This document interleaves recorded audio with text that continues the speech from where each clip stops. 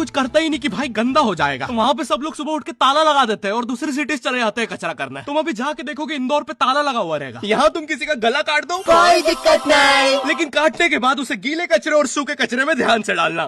400 लोगों को टपका दिया, 300 बच्चों को उठवाया, 5 बवासीर वाले अंकलों को बिठवाया। आज तक मुझे कोई पकड़ नहीं पाया, तुमने कैसे पकड़ा?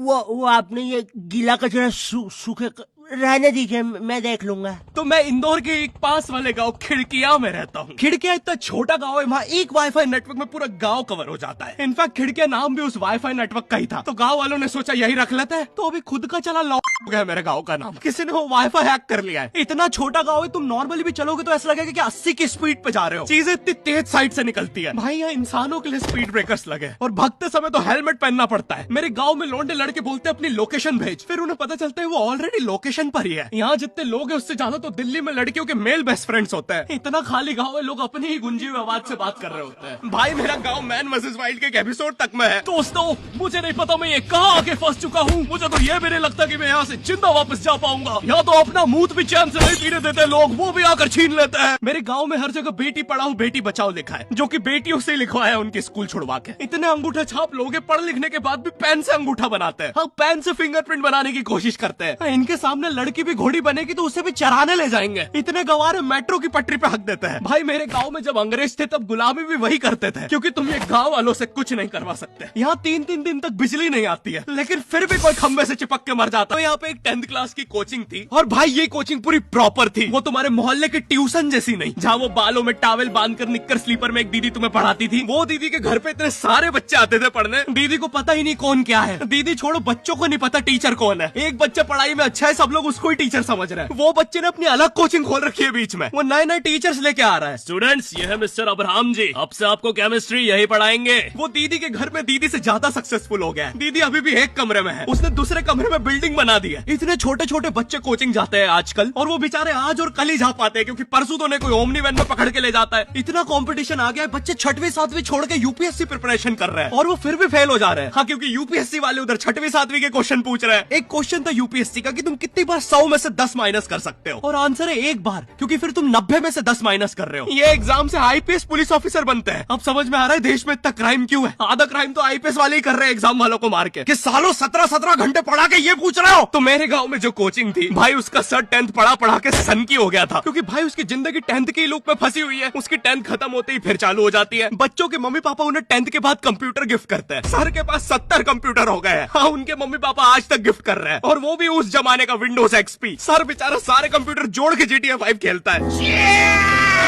सर इतना 10th क्लास में है, वो कोचिंग के बाद अपनी कोचिंग की लड़कियों के सामने बाइक से स्टंट मार रहा होता है। देख कोमल, राज ने तो सबको पीठ पे कुत्ते मारे हैं, तू कोई नई नहीं है। शबाक, पीठ पे कुत्ते मारने वाला